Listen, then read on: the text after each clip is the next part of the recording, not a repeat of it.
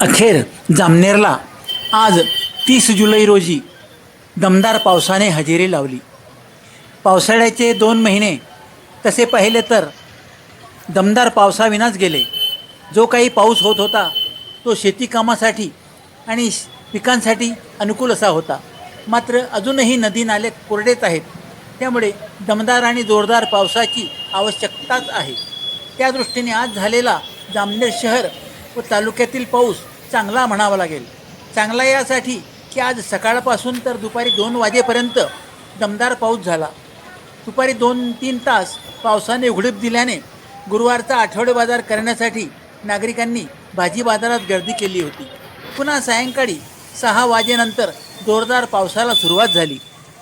जोरदार पाऊस केवळ जामनेरमध्येच नाही तर तालुक्यातील ग्रामीण भागात देखील होत असल्याची माहिती मिळाली आहे.